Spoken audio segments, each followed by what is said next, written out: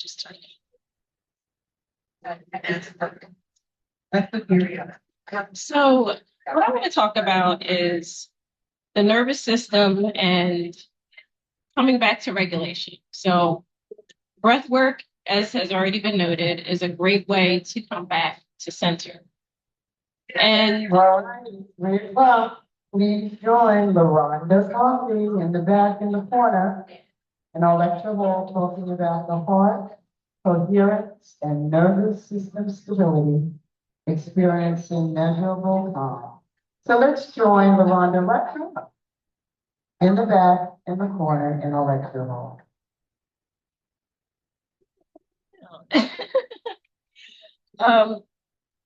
So when we're looking at the nervous system, I'm also looking at patterns. We're looking at how that manifests in your body, but then kind of breaking the cycle, right? So breath work is great for those moments when we're in the middle of something, but I created something called the Inner Coherence Method. And what that is basically like a synchronization of your heart, mind, and just, overall your nervous system coming into balance. So it's a 5-stage process, and nothing's new under the sun. So it's not like LaRonda is speaking right now. I'm speaking right now. Miranda Briggs and John McKesney. So Destiny. Come on down. You go, guys. yes, come on down. So sorry. So what I looked at is 5 stages of what someone can do in an immediate experience. There is a tumbler, still maple, left and to bring them back into raise. coherence. So how many of you have been experienced this? You're mentally calm, but your body still feels anxious. Like even though you're saying to yourself, calm down, but you're still feeling anxious. And or you logically know everything's okay, but your system still feels activated. Please come to the front. Your daughter. That's because regulation isn't just mental, it's physiological. So a lot of times we try to talk ourselves out of something, and that's a wonderful effort to try to talk ourselves down. But what's really happening is our body is responding to something much deeper. And without going too deep into this, we think about the subconscious mind and your conscious awareness. Subconscious mind is always running. It never forgets anything. It remembers things from your past. It's recording your entire life, your present moment, and it's kind of running in the background. So while you think that you might understand some things, there's still a program there. And what we want to do is become more consciously aware to learn to shift. So that's what inner coherence is. Inner coherence is, so I'm not trying to look at my notes so I don't ramble. It's basically looking at heart coherence and nervous system stability. And it's when we shift from survival towards regulation. So we've all heard continually fight or flight, which is the looking at the autonomic nervous system. And that is the sympathetic nervous system, and that's designed to protect us. So, you could think of it in a more positive way, that if you get stressed and your sympathetic nervous system is activating, your body, your nervous system is doing a really great job protecting you. The problem is you may not need protecting at that time, and it's overloading, and you feel it in your body. There's patterns that come back automatically when you don't want them to. And so that's what we're kind of looking at. We already talked about the autonomic nervous system. We're trying not to go on, which regulates your heart rate, breathing, stress response, digestion. We heard a little bit earlier about the Polyvagal Theory and basically how the nervous system responds to safety, stress, and danger. So we won't go too much into that. I'll just talk about the 3 states. We talked about sympathetic nervous system, that's fight or flight. But then there's also one that I don't think many of us think about. It's the dorsal vagal, and it's like shut down. It's another state when you just feel exhausted and you're disconnected, numb, and you're just like, I'm done, right? So it sounds like a positive thing, oh, I'm done, I'm just going to stop. But you may not need to be in that state. You may actually need to do some action, but you need to be calm and have clarity and think. It's not, oh, I don't want to think about anything, I'm shutting down. So it's all this is protection. None of this is failure. And I think, at least in my experience, blaming yourself, thinking I shouldn't be feeling this way, and having these guilt trips or feeling like you need to be another way, and then it just kind of piles on, right? It makes you more anxious. So also look at ventral vagal, which is regulation. That's the state where the body softens. Again, this is when your parasympathetic nervous system, the rest and digest nervous system, activates. And breathing becomes easier. We just had some breathing exercises here if you were here earlier. And you connect more deeply and you think more clearly. So I have something here. The HeartMath Institute, just for your own knowledge, and I'd like to do a quick demo here with some a willing volunteer. They go into heart coherence, and they've done studies where they show the heart has an electromagnetic field around it. It's the strongest electromagnetic field. A lot of times we think about the brain and the mind, but actually the heart has a very strong electromagnetic field. It can extend 3 feet, 6 feet. And, and if you look at mysticism and some of the mystics, they say that they can extend their heart coherence out, fill a whole room, right? And change the whole atmosphere in a room. So it's really quite interesting because these are scientific studies that they've done. And one thing they looked at is the heart rate variability, right, which measures the subtle variation in time between heartbeats. So you have your heart rate, right, which goes up when you're exercising or even when you're stressed. It lowers when you're sleeping. It should lower when you're sleeping. And but this looks at the subtle variation in between. So it's kind of like is it coherent? Is it even? And it kind of gives you an understanding of where your nervous system is. Is it if your basically if everything is kind of in balance? So to define coherence means synchronization. And so that's when your breath, your emotions, your tension, your heart rhythm, your nervous system begin functioning together more harmoniously. So we look at some, and I think this is the right audience here to talk about a little bit of the sacred traditions. We're not talking about religion. We're talking about the different traditions, right, that look at this, have been looking at this for thousands of years. And in Hebrew traditions, we talk about ruach, which means breath, spirit, or life force. We heard the speaker earlier talk about spiritus, which is, if I'm saying that right, because I don't speak Latin, spiritus. It's your same meaning, life force, spirit. In Greek is pneuma, and you'll see that if you read like the New Testament Bible, and you understand some of the Greek. And in Sanskrit is prana, which is a vital life energy. So across the cultures, breath is very sacred, right? That's like your life force. So you can imagine if you're stressed and you're tense and you're not breathing, what is that doing to your life force, right? Just a thought. So in Proverbs and the Bible, it talks about guarding your heart. For everything you do flows from it. And of course, we can look at various traditions about the heart and how important that is. So I don't want to talk too long. So I began thinking about this method, and I'll try to explain briefly why I'm here, right? So I have an ulterior motive. Sounds sinister, right? But I want to see the evolution of humanity in a positive way, right? So I had a career change last year. Before that, I became a certified yoga instructor, but I just wanted to do it, and I didn't actually teach, right? And about 5 years ago, I started exploring inner knowledge, inner development, spiritual growth. I sought out different sacred traditions, and I joined and learned under various esoteric orders to understand what is like life, what is my purpose in life. And so, and in doing that, I started to see how there's a need for us to be more coherent because as we talked about that heart field, right? It impacts everyone around you.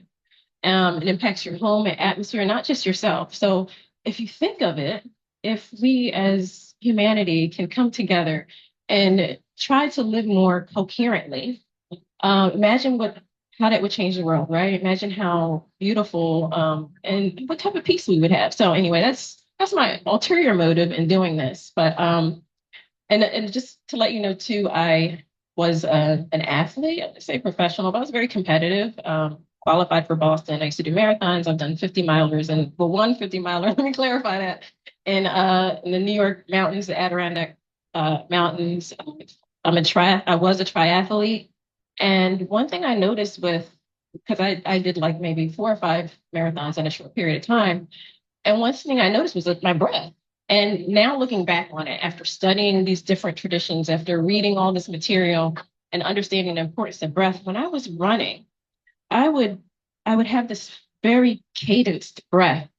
I mean, it was so like looking back on it now, it was so powerful. Like I didn't even know it at the time. I just thought it was a part of the routine, a part of the workout, part of making sure my muscles were oxygenated and all that stuff, all the science stuff that goes into training. I was training 2, 3 hours every morning, 6 days a week. And when I would run, I'd have a strong cadence and I would fill my belly when I was running, which is interesting. I don't know how many runners actually do that. And I would take in as much air. I would open my mouth and my nose. I would breathe in all the air, fill up my belly, and then just push it back out from my belly and fast. And it was very cadenced, like it's on time. And because of that, I was able to run long distance. I felt I was able to run long distances, a marathon, in like a 8-minute pace, and be able to qualify, which for me was a big deal for Boston.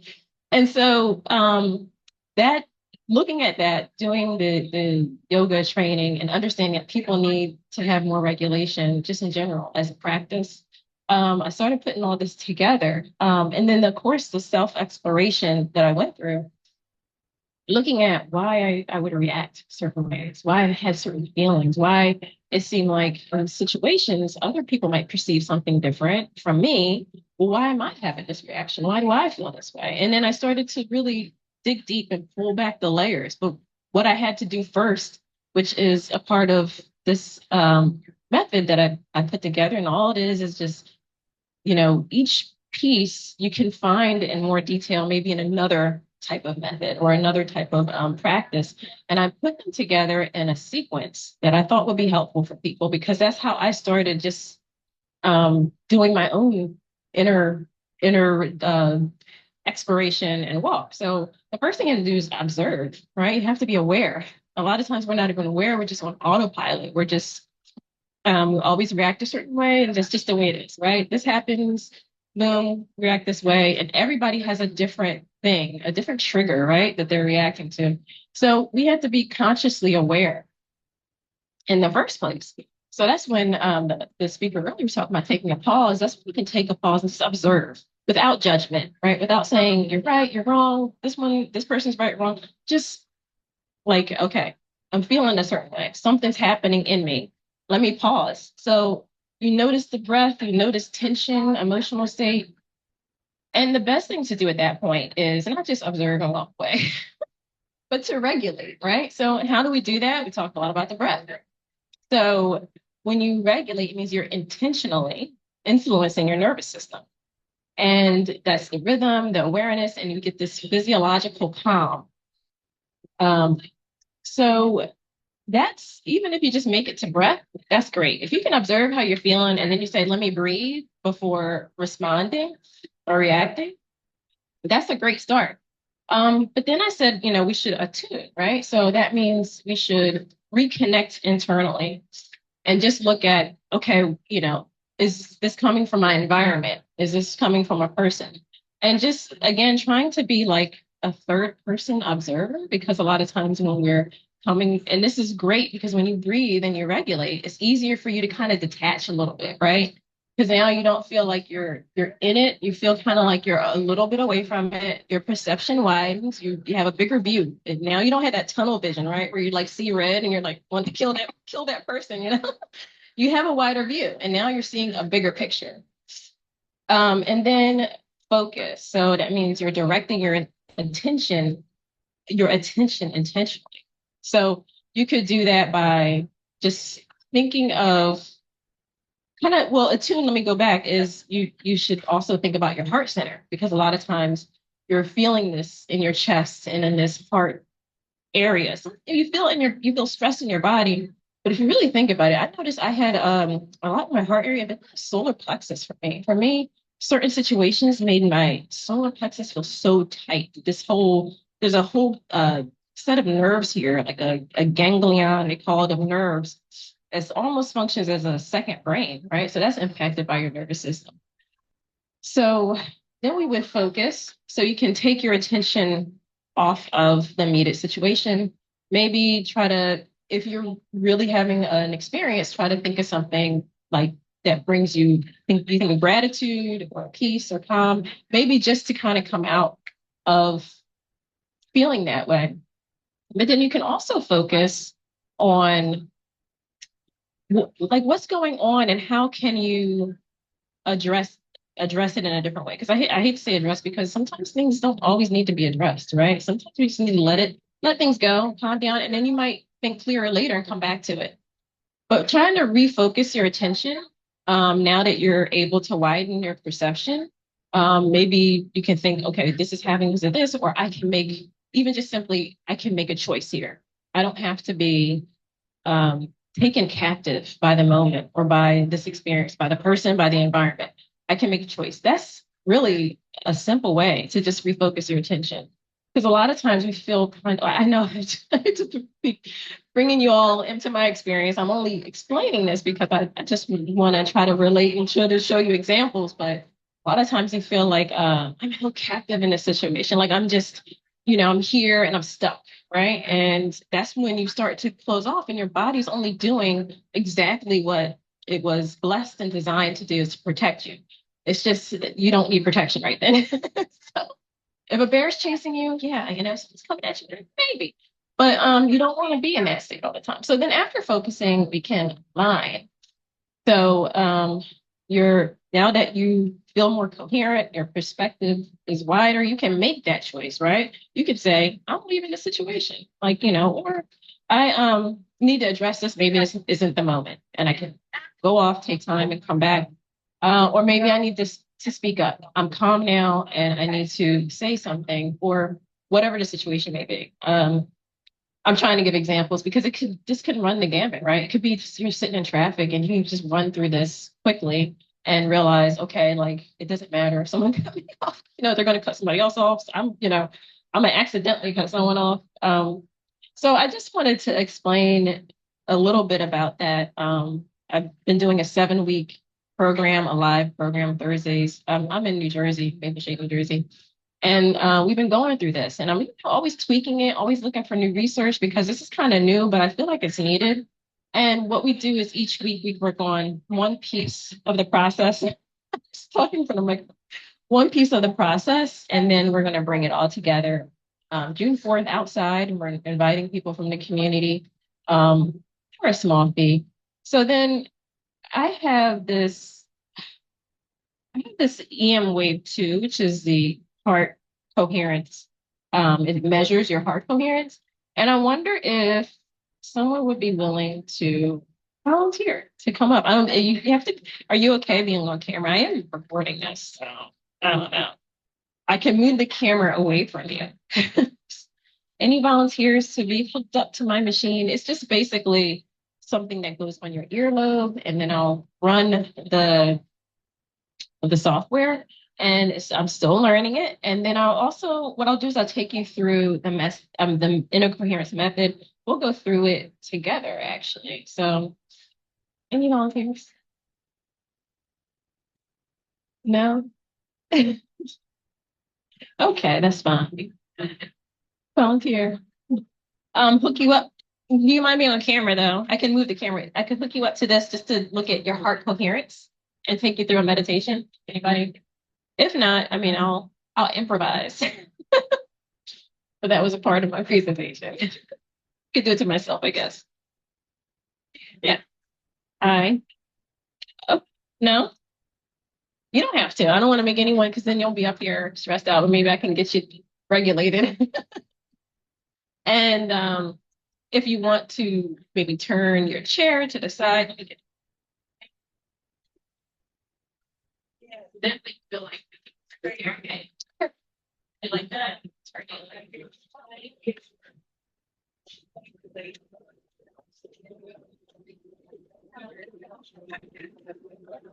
And disclaimer, I'm not a medical doctor and I'm not giving medical advice, but this is a great tool. And these tools also, they have something similar that you can buy and you can hook up to your mobile device. It's like the next level down from this, because you have to have a laptop with this on. And then there's like nice little meditations on there. So you can actually see your coherence as you're like, on your phone. So it's very interesting if you're interested.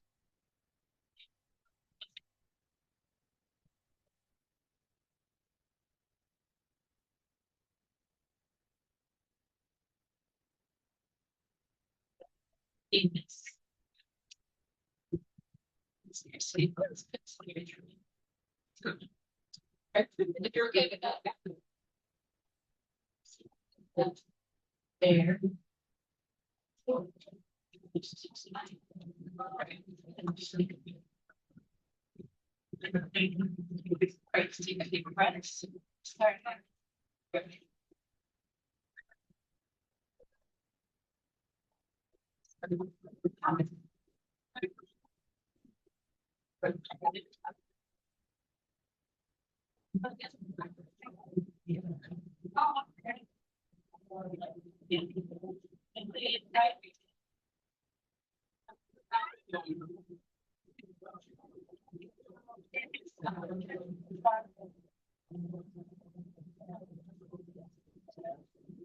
She's already pretty coherent.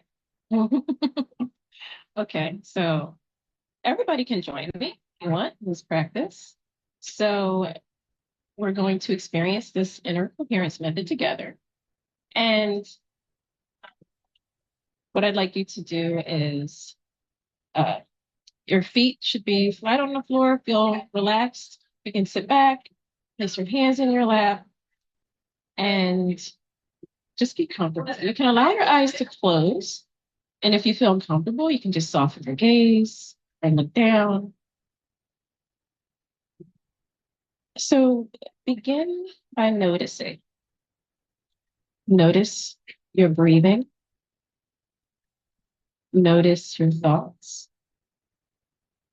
Notice sensations in the body.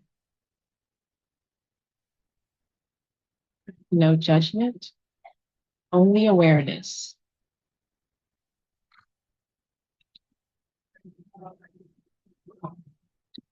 Now, gently begin slowing the breath. Slow inhale on the count of 4, 3, 2, 1. Hold for 2. And a slow exhale. 6, 5, 4, 3, 2, 1. Again, inhale slow and exhale longer, allowing the body to soften. Release the muscles in your jaw, neck, and feel your shoulders drop slowly. Easy, natural, and rhythmic.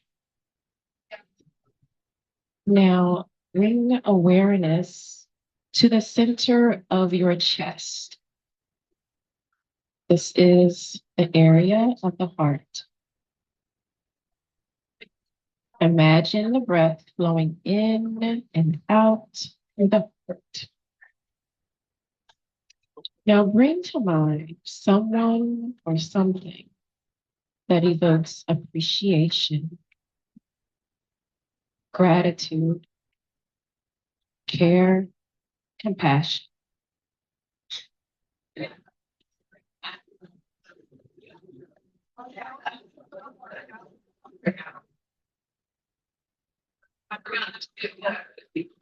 Gently sustain attention on the feeling you are cultivating.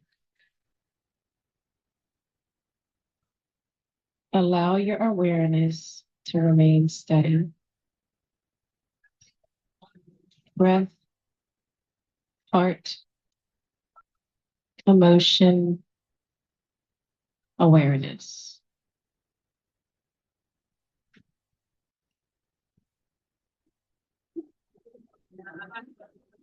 Now notice whether the body feels different.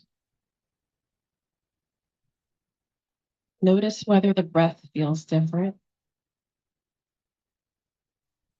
The mind feels quieter. Allow yourself to experience coherence, not perfection, but connection.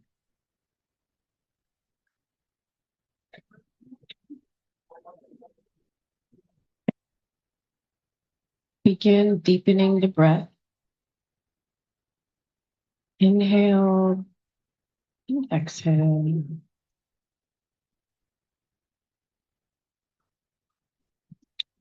Now wiggle your fingers and toes and return gently to the room.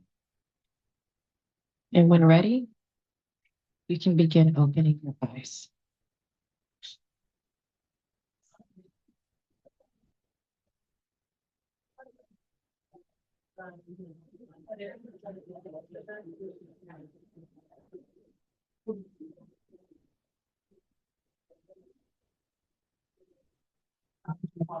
Congratulations, you're a terrible example. You're so coherent.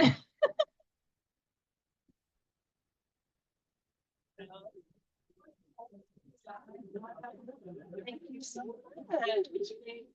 Zoe, thank you, Zoe. I really appreciate LaRonda. Yes, I'm good. I totally should thank you for being my example. Let's give a hand clap to Zoe. So awesome, right? And so coherent. Did you know you were so coherent? You did? You must meditate a lot.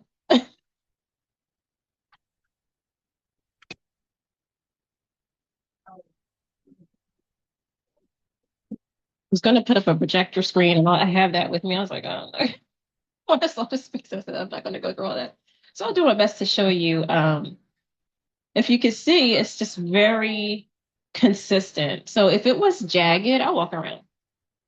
Maybe I'll actually hold your ears. If it was incoherent, it would be more jagged, but you can see from the start, yeah, we're looking at that. And in the green area, that means she has high coherence. That is pretty amazing. So that's wonderful for her, but I wanted to show some jagged stuff and some transition with my meditation. So she is excellently able to get coherent. And I might have a one that I had with someone earlier today who came to my table. See if I don't want to take too much time to bring that up, but let's see.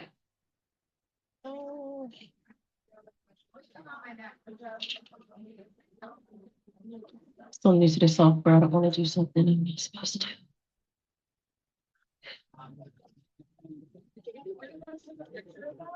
No, go right ahead. It measures basically the synchronization of your heart, your mind, nervous system. It shows how consistent the the rhythm between each heartbeat is. And what that means is that you are, when I mean coherent, you are kind of balanced, right? Your nervous system is like stable. So it's a really good sign. This is actually really good. Usually, what might happen with this, and I should have saved, I had someone at my table and I should have saved it, but when the woman who came in, she had like a higher red, and that means basically, you see a jagged, and again, that is the measuring in between the beats. So how consistent. So a smooth line, if you think about waves, if you think about music, a smooth line, you can hear a very calm, rhythmic, kind of stable. And then something like this would be like maybe a rock or something. It'd be jagged, and it'd be up here and then it'd be down here and kind of all over the place. But when she started, it was peaking, but like in the red, and then it kind of went down. It was consistent for a while, and then it kind of went up a little bit. And what that showed is that she was doing a good job attempting to attain coherence, but it just wasn't stable. So it's just like, I'm giving Zoe all the kudos and everything because of the coherence, but it's not I won't say it's a right or wrong, good or bad thing, but it's something to attain to have more of a stable system. Now, we're never going to like be in like that all the time. The point is, and what I'm trying to talk about is how to come back to calm, right? Because, we're living on this planet. Things happen all the time. But the more consistent you are with observing and regulating, you can just observe and regulate. That alone, again, is just so awesome for your system. It's a good way to train. The nervous system is trainable, right? So we're in this, or we're in this together. We're in this position because of just sometimes it's culture, it's just the way we're raised, it's just experiences, trauma, whatever it is. And then we get trained to react a certain way, and everybody's different, right? We all have different backgrounds, we all had different experiences, and you don't want to be triggered when it's not supposed to happen, right? You want your sympathetic system to work. And a lot of times we talk about it like it's so bad, but that fight or flight is to help us when we're in situations where we need to maybe react very quickly. Like I also do martial arts, and even though you should be calm, and what the martial art I do is Aikido. There are times where something happens and you just need to react, right? Where you're just like, you get stabbed. So you don't want that either. So I don't want to be sitting there and like, so I'm mystic and I can put up a bubble around myself, right? Anyway, I'm getting off topic. So yeah, the whole goal is to how can we return? And as the speaker just before me, she said a lot, great wisdom is it becomes when you practice this, just observing and paying attention instead of being on autopilot, then it becomes a habit. And so we always talk about habits, having good habits. And your nervous system is trainable. Like you don't like sometimes you just feel so overwhelmed. We again feel like a captive to whatever's happening around us. We have to remember that we have control over ourselves, right? We might not be able to control experience, other people, other situations, whatever it is, but we can control ourselves. And when we can do that and we have that practice, right? And it becomes a habit. Just like I started practicing that throughout life because I got tired of feeling, overwhelmed and feel like a captive or a victim of something. But how can I just come back and realize, okay, I can't, control that situation, but what can I do? I can make better choices. And sometimes the choice is walking away. Sometimes the choice is speaking your mind. You will know that after you've done this after a while. You'll know intuitively what you should do because you're relaxed. And you might want to do the opposite of what you've done in the past and take time to really think about it. But kind of going on here. But I will ask you, how did everybody feel? First of all, did you enjoy that? Yeah. You just came in, you missed the whole thing. Did you feel a shift? Anyone feel a shift? By raising hands? Yeah. Did you feel a shift? Yeah. No? Oh. But that's okay. Even if it's something really subtle. Again, this is for you to practice for yourself. Like I'm guiding you now, but over time you'll start to do this on your own, and then it might be just really subtle. And maybe not noticeable at first, but after a while with practice, when you start to just even observe and regulate, you'll see your mind, you'll have more clarity. So I will finish. I'll say that the nervous system learns through repetition, like we talked about, it's trainable. And so it's not about being perfectly calm forever all the time. It's really just about the ability to return and strengthening that ability. It's a skill, right? Just like anything else. And so we live in a world that constantly trains our nervous system towards urgency, even just culturally in America, and just like, things need to be done fast, efficient now. And so we get that like falls over in other parts of our life. Like we don't have to be like that all the time, but it tends to be everything. So returning to the breath, awareness, connection, and to ourselves. And so I want to thank you, but I will make one more comment. And that is, when I look at something like this, if you're someone who's into mysticism, esotericism, and you want to dig deep into self-development and just inner knowledge, knowing yourself, the first thing that you need to be able to do is to regulate. Because a lot of people, I've had people say, "How do you meditate?" When I started to meditate, it's like mind is everywhere, which is, sometimes you have thoughts, you just let them pass, right? You don't judge it and get wrapped up into it. But I really see nervous system regulation as like a gateway to going deeper and understanding yourself and thinking about some of those universal truths and laws and how we can not only regulate ourselves, but our life and help others around us, just even by our presence, right? And have a healing presence. We all can do that. So I always take one more deep breath in, fill the belly, and out. And that concludes my talk. And I want to thank you all for being here. I didn't have questions, not to say that I can answer them, but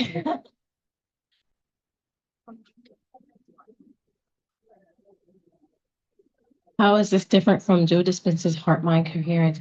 I'm not sure. I don't really listen to Joe Dispenza that much. Does it seem like the exact same thing or a little different? Similar? Yeah. I don't actually, I thought he was raising his hand. He's going to tell us about Joe Dispenza.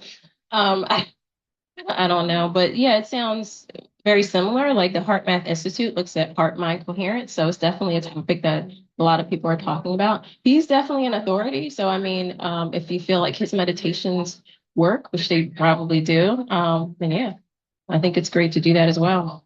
Yeah.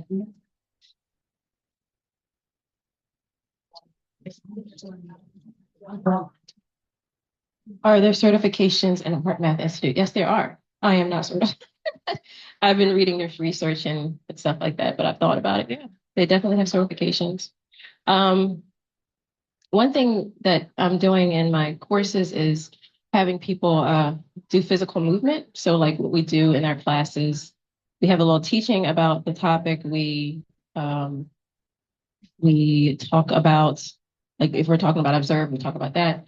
Then we do a Qigong movement practice. So Qigong looks at energy flow, and we do like a yogic type of Qigong practice. Then we'll actually run through the Inner Coherence Method, and then afterwards we do Yoga Nidra, where it's a guided meditation. It's like yogic sleep. I'm certified in those things, and what happens is their awareness, because it's kind of like you're consciously aware, but your body's relaxed. And we do like it's you rotate through the body, and that's what Yoga Nidra is if you want to look it up.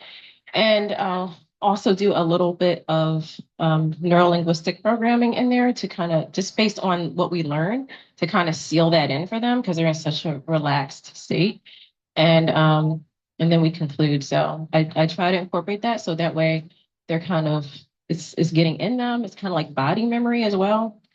Um, and then they practice on their own. So my hope is at the end of the 7 weeks they can do these practices, maybe not with movement, but just kind of remembering, right? Because of that body memory. Oh, what time is it? Sorry. Good. Because of the body memory and the emotions that go with it. So yeah. Any other questions?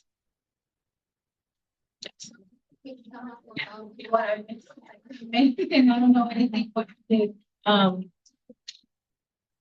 okay, we're talking about inner coherence, which it has to do with heart-mind coherence, but then it looks at the nervous system and synchronization, basically how to basically feel balanced, right? So your breathing, mental state, your body, all is kind of like in sync, and you have more clarity, and you can make better decisions. And then not only that, but you can get yourself out of the fight or flight response, and consistently doing that, you can become generally more stable in your daily life.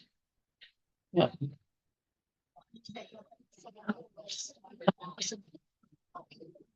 Yeah, I'm in the middle of a live in-person 7-week course. So it's Thursdays 5:30, and we do that whole process. And then I also have a digital 7-day reset that you can do have lifetime access to as well. Yeah, it's a lot shorter. Maybe not involved, but there are videos. Each day has a video of qigong movement and a guided meditation and also a journal page. So we also have journal pages in the 7-week, and that's optional. Some people don't really like journaling. That's fine. We use it in class for reflection and discussion.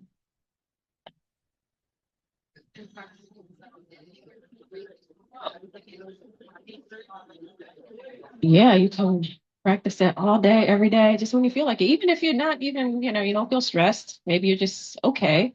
There's nothing wrong with breathing, right? And feeling even more relaxed. And definitely, if you don't already do meditation, breathing is really essential to get into the proper mental state for meditation. And for those who go very deep into meditation, it's important to have that breath and for your body to be in that state so that way you can mentally, because if your body's like locked up and everything, it's hard to mentally go there. Meditation can be as light or as deep as you want it to be.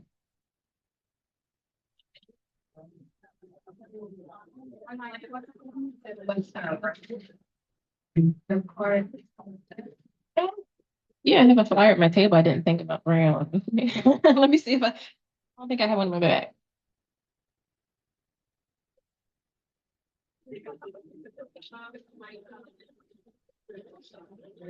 You can stop by my table. I'm at 81. And you can just scan the barcode. I have a flyer up, and I also have these meditation cards. I might not have enough for everyone, but on here is just like a short meditation. I have a 90-second and 5 minutes raised on the website. And there's also a little app that shows you how to breathe, which is cool. And then from here, you can always go to like the menu bar. Like it should be on the very top. It'll say 7-day. You can click there too, and it'll take you to a page to tell you more information. And yeah, you can find out everything there. Yeah. Okay. Thank you, everyone. I really appreciate you being here. And again, thank you, Zoe. Really appreciate it. All right. And if you want a card, feel free. I can pass it on.